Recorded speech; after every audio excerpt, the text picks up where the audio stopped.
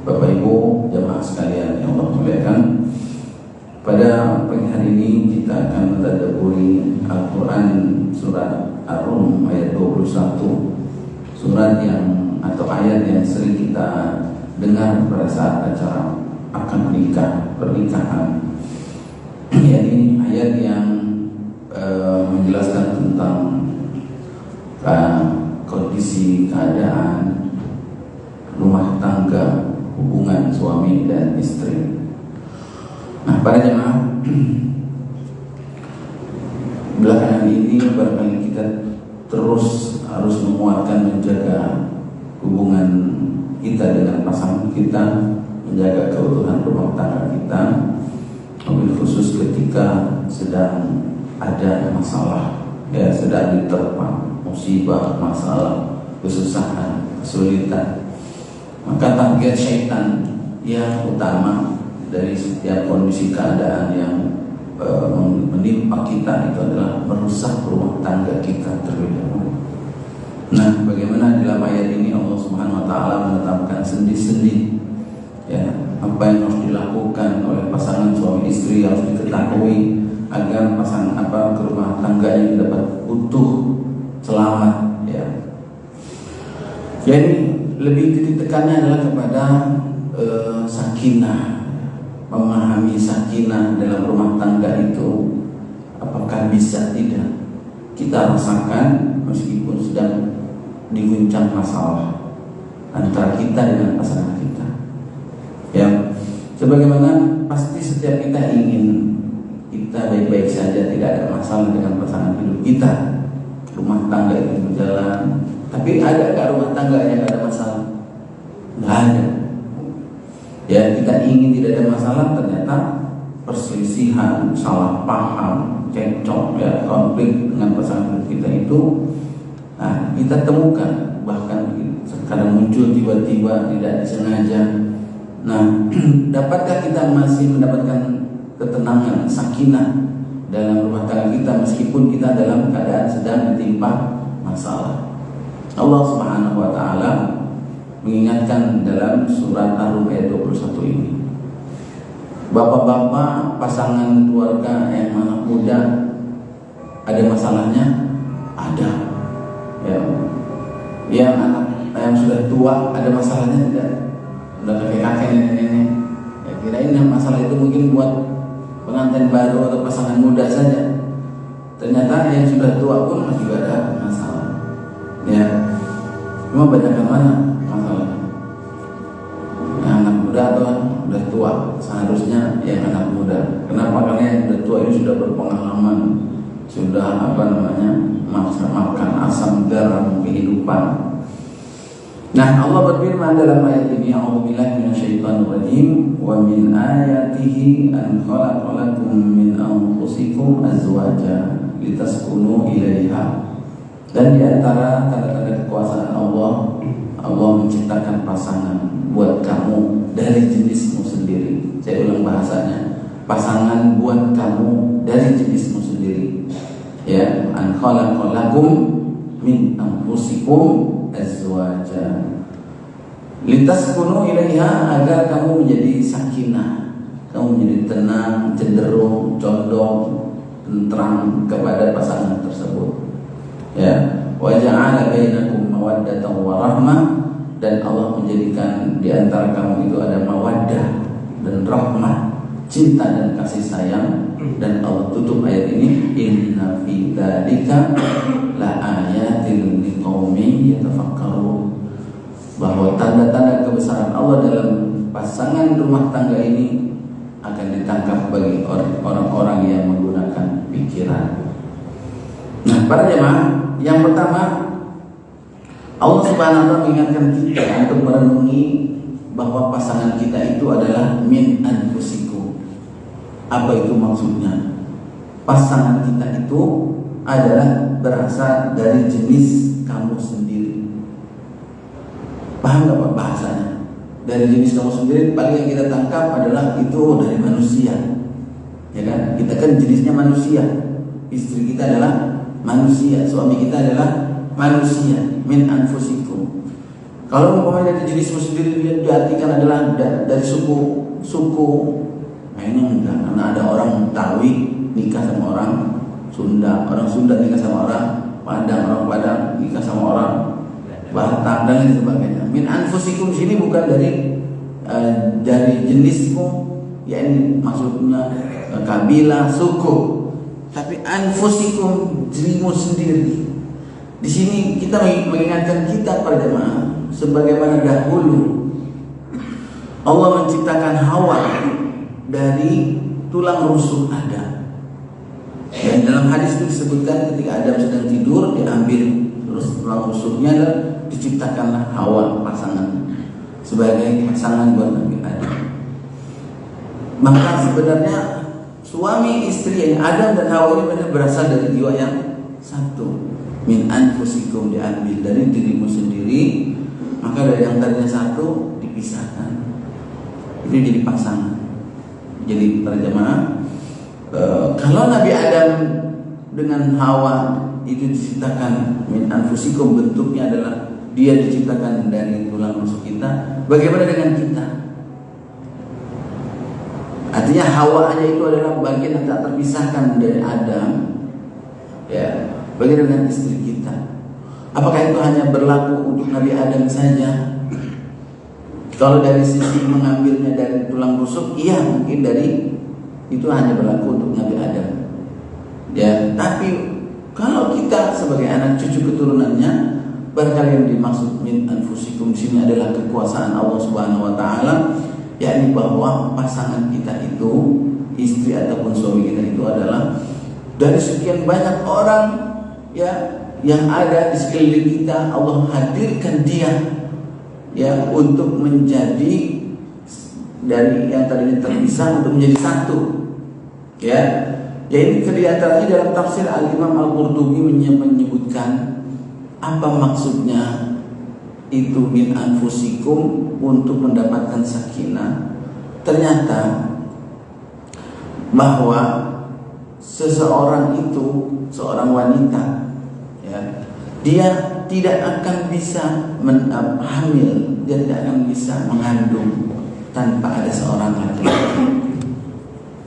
Ini min anfusikum maksudnya dari dirimu sendiri, jadi jenismu sendiri, maksudnya adalah bahwa kita sebagai dilahirkan dari rahim ibu kita nggak akan pernah bisa kalau tidak dibuahi oleh spermanya laki-laki.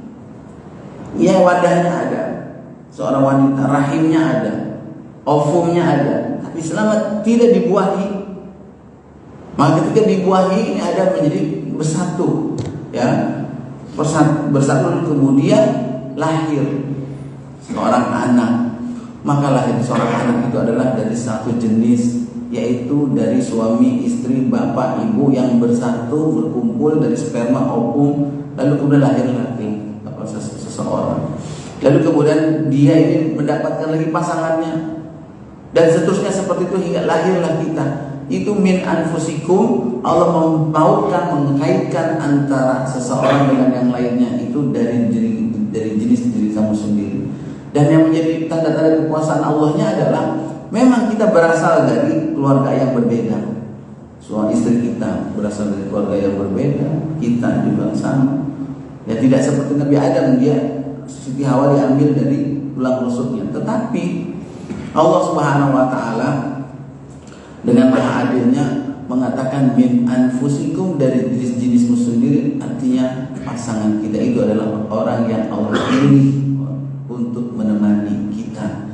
Sebagaimana Allah ciptakan Hawa untuk menemani Adam, pasangan kita itu adalah pilih Allah hadirkan dalam kehidupan kita untuk menemani kita dalam kehidupan rumah tangga.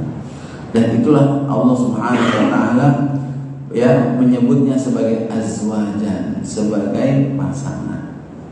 Jadi udah dipilihkan oleh Allah, silakan jalani kehidupan kita ini di dunia ya, selami itu lautan samudra, untuk menghadapi gelombang, untuk menghadapi badai, karang, ombak dan lain sebagainya. Maka yang akan menjadi partnernya itu adalah pasangan kita. Ya, ini yang kita tangkap. Seharusnya kita ini harus soulmate. Apa soulmate itu? Harus apa namanya? Klop, harus ngeklik sama pasangan kita. Kita kalau umpamanya keluar rumah, keluar masjid, sendal kita ternyata ada yang nendang, Pak. Ada yang nendang, yang satu di sini, yang satu nendang sana. Terus banyak sendal yang lain di situ. Apa kita pakai sendal yang lain?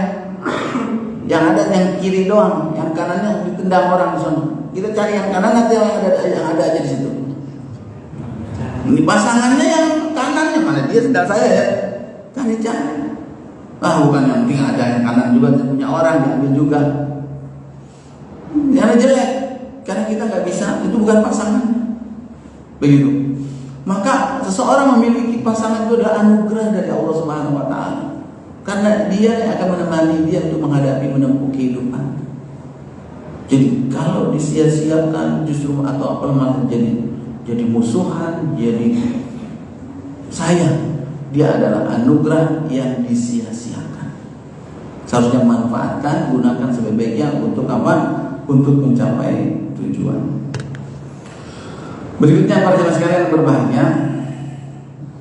Banyak orang menginginkan pasangan hidup kita itu adalah sesuai seideal mungkin apa yang kita inginkan. Tapi faktanya tidak. Banyak terjadi kadang-kadang beda pendapat, cara berpikir berbeda. Dan itu harus dipahami sebagai sesuatu yang lumrah. Karena memang yang namanya pasangan, ya dia itu bukan kita, kita bukan dia. Maka kita adalah dari sebuah perbedaan untuk disatukan. Ya, jadi kalau menemukan perbedaan, ya memang ada. Tapi bagaimana dengan perbedaan itu adalah untuk melengkapi, untuk saling mengisi, saling memberi, untuk menjadi satu. Jadi pernikahan itu adalah dari perbedaan menjadi persamaan. Bukan berangkat dari persamaan tapi kemudian jadi pecah. Justru dari berbeda untuk bersatu. Menyatukan perbedaan. Bukannya kita datang udah mau sama pasangan kita. Kalau sama itu namanya homo, ya itu namanya lesbi. Kalau sama udah beda, ya kan?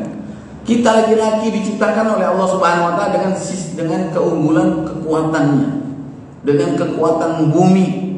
Ya ini apa? Lebih kuat daripada wanita. Ya. Dan Allah katakan litaskunu ilaiha, itu supaya kamu sakinah kepadanya.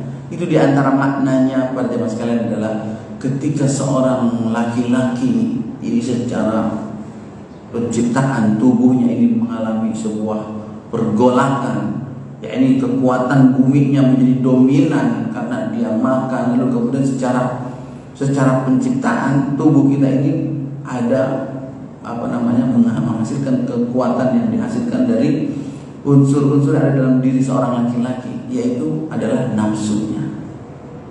Ketika nutfah air mani yang ada dalam tubuh seseorang laki-laki itu penuh, maka dia akan menghasilkan sebuah kekuatan di mana dia akan mencari kepada siapa dia akan berlabuh, kepada siapa dia akan tambatkan dan dia curahkan hajatnya tersebut. Maka litaskunu ilaiha, dia membutuhkannya untuk mendapatkan ketenangan. Siapa? Pasangannya. Pasangannya inilah yang dapat dia salurkan hasratnya tersebut. Sementara yang lain-lainnya itu bukan pasangan dia. Maka kecenderungannya adalah litaskunu ilaiha, supaya dia ketemu dengan pasangan tersebut. Begitu juga dengan wanita. Ketika sudah sampai pada masa-masa tertentu, dia membutuhkan laki-laki. Nah ini pasangan ini mencari kemana untuk bisa menumpahkan hasratnya, dikata dalam sebuah pernikahan. Nah, maka ada kecenderungan itu yang disebut dengan sakinah, tenang. Dan ternyata para jemaah, makna sakinah itu diartikan oleh para ulama banyak sekali. Ya, ketenangan yang seperti apa itu yang dimaksud dalam rumah tangga? Kita pengennya para jemaah tenang itu adalah nggak ada masalah. Ya, pengennya tenangnya nggak ada masalah, sehat. Kita pengen punya pasangan kita, ya. Ibu-ibu pengen kalau bisa suami saya pengennya ganteng terus, gagah terus, ya, duitnya ada terus, baik, nggak pelit, soleh, rajin ibadah, omong tutur katanya lembut, suka bantu-bantu di rumah, nyapu, beres-beres rumah, pijitin. Maunya begitu Bu ya. Kita pengen punya suami, kalau punya suami kita kayak begitu, indah nggak tuh rumah tangga? Ya, orangnya ganteng, gagah, baik, nggak pelit, duitnya banyak, soleh, rajin ibadah. Pengennya begitu, tapi kan nyari yang kayak begitu ada mungkin, tapi bukan pasangan kita.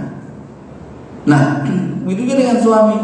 Dia pengen kalau punya istri yang cantik, yang wangi, yang pintar berbenah, bersih-bersih, yang ngomong tutur katanya lembut, yang pengertian, yang nerima apa adanya, bawa duit sedikit diterima, bawa duit banyak diterima. Pengennya begitu. Tapi ternyata dalam kehidupan kita temukan tidak seperti itu. Maka dia butuh sakinah. Sakinah itu artinya adalah ketenangan yang diberikan oleh Allah Subhanahu wa taala pada saat dia sedang menghadapi masalah. Bagaimana supaya saat kita sedang menghadapi masalah itu kita tetap tenang? Seperti apa? Seperti seseorang yang sedang mengarungi lautan. Dia naik kapal laut, tiba-tiba ada ombak, ada badai, guncanglah itu kapal lautnya. Lalu ketika kapal laut itu guncang, bagaimana kita harus tetap tenang? Nah, tenang itulah yang namanya sakinah. Bukan berarti kita tidak punya masalah dengan pasangan kita, tapi ketika ada masalah, maka dialah, yuk kita hadapi masalah ini bersama-sama. Ya, kamu harus bantu bapak, kamu harus bantu ibu, kita harus dalam bergandengan. Insya Allah masalah ini bisa kita hadapi bersama-sama. Itu maksudnya para jemaah, bahwa dihadirkan pasangan kita itu adalah seharusnya untuk menghadapi permasalahan itu bersama-sama. Siapa pegang setirnya, siapa yang dorong kalau itu mogok, siapa yang bantu pegangin barang ininya, yang satunya lagi. Itulah kerjasama pasangan antara suami istri dalam mencapai tujuan. Nah, para jemaah sekalian yang berbahagia, yang berikutnya kadang kita lupa bahwa ada sesuatu yang amat sangat berharga yang Allah berikan kepada kita sebagai modal untuk mendapatkan sakinah itu. Apa? Yaitu mawaddah warahmah. Ustaz, apa itu arti mawaddah warahmah? Mawaddah warahmah itu diartikan dalam tafsir itu beberapa pendapat para ulama. Mawaddah itu kalau kita artikan cuma sekitarnya adalah cinta dan kasih sayang. Tapi sebenarnya di antaranya kata para ulama, mawaddah itu adalah keterkaitan, keterpautan antara satu dengan yang lainnya. Itu setelah menikah tiba-tiba ada, itu namanya mawaddah warahmah. Ya, sebelumnya kita nggak kenal pasangan kita, sebelumnya dia adalah orang lain. Tapi begitu akad nikah, tiba-tiba ada keterkaitan suami dengan istri. Suaminya lagi di mana, istrinya mikirin, bapak udah makan atau belum ya? Dia lagi ngapain? Jadi keterpikiran, belum pulang ditanyain, dicariin, ditungguin. Nah, itu mawaddah warahmah. Tiba-tiba keterkaitan dengan pasangan itu lebih besar daripada keterkaitan dia dengan orang tuanya, keterkaitan dengan orang lain. Keterkaitan antara pasangan hidupnya ini lebih kuat. Jadi para jamaah, itu makna di antara mawaddah. Ya, kalau itu bisa dirasakan oleh pasangan suami istri, itu merupakan sebuah modal utama untuk mendapatkan sakinah. Jadi ketika seseorang suami punya masalah di luar, maka dalam benak dia bahwa saya butuh pasangan saya untuk menguatkan saya. Ya, di luar sana kemudian dia akan terpaut pengen cepat pulang. Kenapa? Karena yang bisa menenangkan itu adalah pasangan yang ada di rumah. Ya, begitu juga dengan istri. Mana bapak nih? Ya, sudah disambut, sudah ditunggu, nanti sudah dipersiapkan. Nah, begitu ketemu, seperti kekasih yang sudah lama tak jumpa, begitu ketemu, lengket. Itu namanya mawaddah. Jadi itu dipertahankan. Nah, jangan itu disia-siakan. Dan yang kedua, mawaddah warahmah itu di antara maknanya adalah bahwa Mawadah itu cinta, tapi cintanya bukan mahabbah. Cinta kita kepada pasangan kita dalam hal kebaikan itu mawadah. Sedangkan rahmah itu adalah dalam hal saat kita sedang menghadapi masalah, dalam hal kita sedang menghadapi kesedihan, itu kita butuh rahmah, kasih sayang. Kalau saya menggambarkannya pada jemaah, mawadah itu seperti mobil itu adalah gasnya. Kita akan bisa menghadapi hidup ini dengan tegar bersama-sama karena punya mawadah, punya harapan. Mawadah itu dibingkai dalam apa? Para ulama mengatakan ada dua hal yang mengikat suami istri, yaitu mawadah itu adalah al-jima', ya, sedangkan rahmah itu adalah al-aulad. Jima itu artinya hubungan seksual, sedangkan aulad itu adalah anak-anak. Dua hal ini yang mengkaitkan mawadah warahmah ini antara suami dan istri. Yaitu apa? Mawadah pada jima, bahwa seorang suami, seorang laki kemanapun dia pergi, keterpautannya dengan istrinya itu adalah dalam masalah hajat dia, hubungan dia dalam seksual. Bahwa dialah orang yang bisa menenangkan dia dalam memenuhi kebutuhan seksualnya yang halal, yang dibolehkan. Maka kalau seseorang laki-laki ini di luar dia menemukan ada seorang wanita yang cantik, ada seorang wanita yang menggoda, ternyata secara hukum haram, tidak boleh.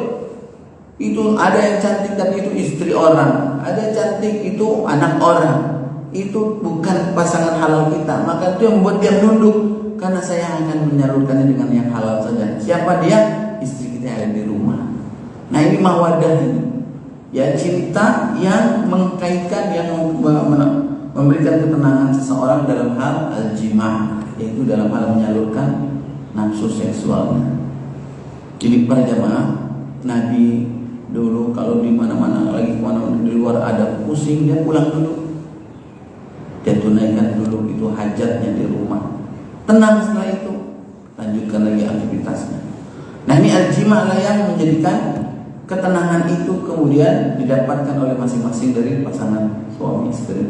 Dan yang kedua adalah rahmah, itu adalah artinya aulad, anak-anak. Artinya anak-anak ini kalau mawadah tadi adalah ngegas, ya, melihat anak-anak mereka harus sekolah, mereka harus jadi orang sukses, maka suami harus kerjanya jadi semangat lagi. Itu namanya mawadah. Dengan itu dia ngegas, aktivitasnya menjadi kencang.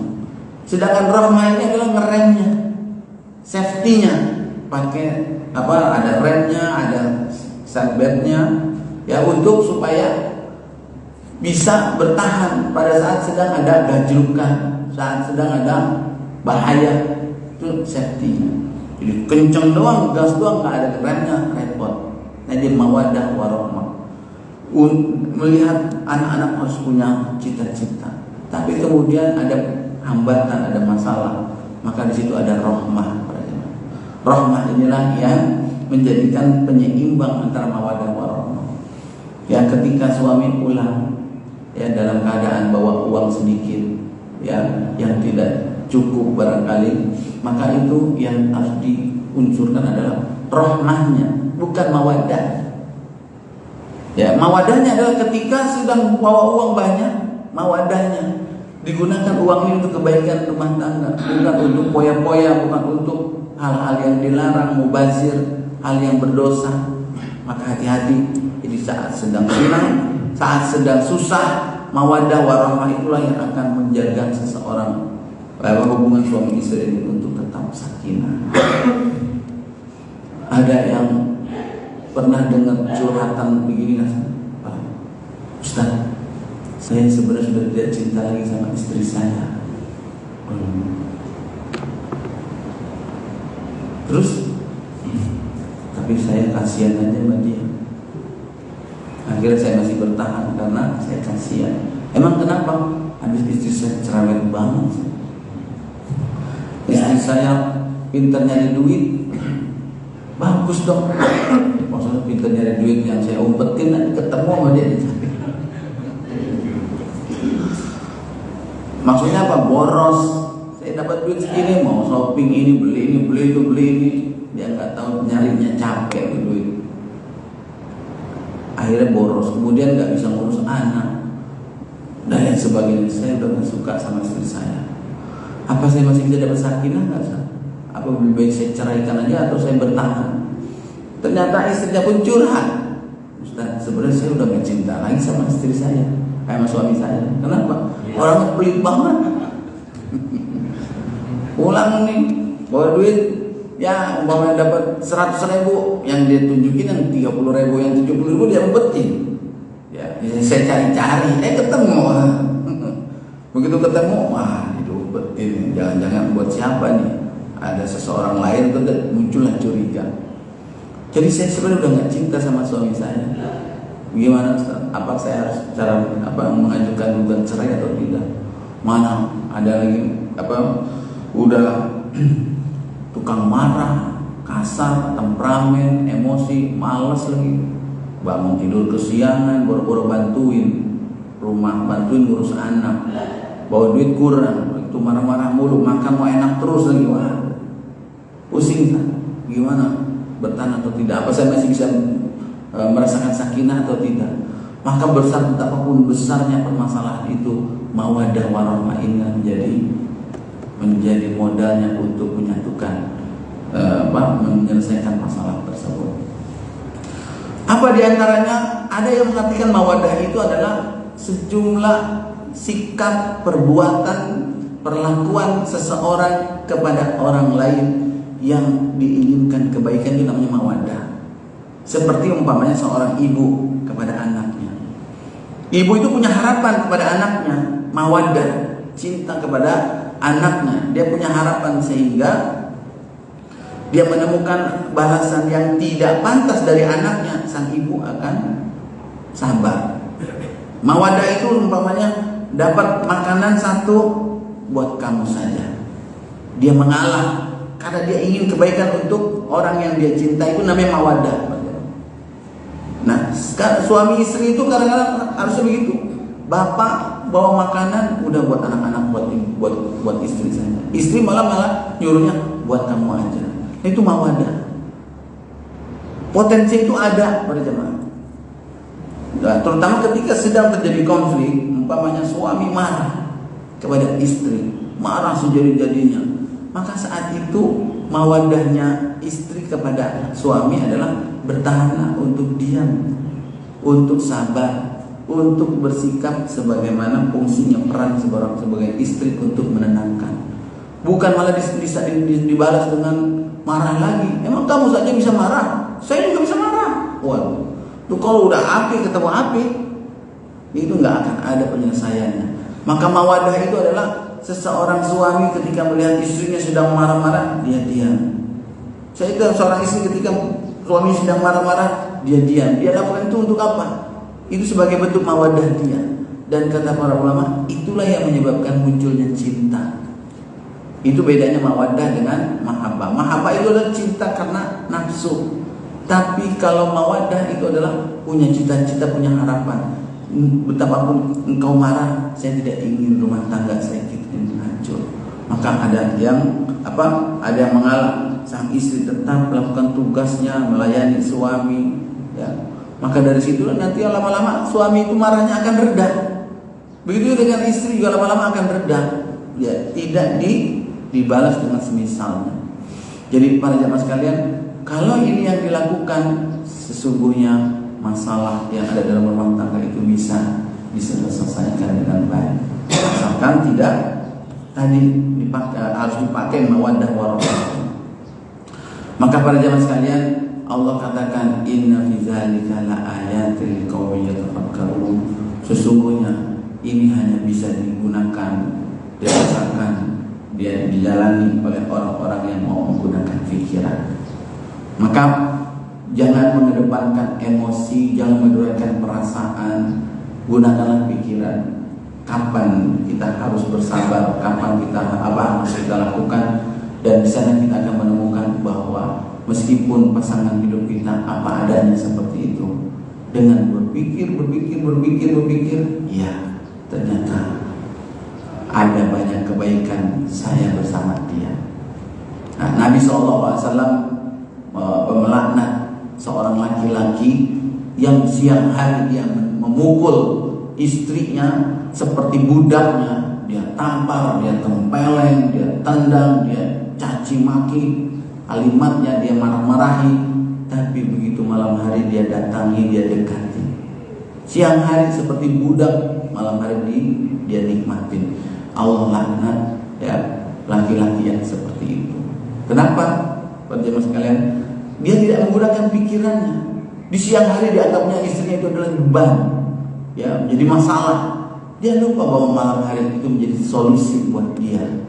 Bahwa sekian banyak persoalan yang dia hadapi, kejelekan yang dia temukan dalam pasangan hidupnya, itu hanya satu sisi, beberapa sisi saja. Tapi banyak sisi-sisi lainnya yang dengan pikiran kita akan menemukan bahwa ada banyak kebaikan pada pasangan hidup kita. Dan sisi itulah yang harus kita kedepankan agar mawaddah warahmah itu bisa menghasilkan sakinah.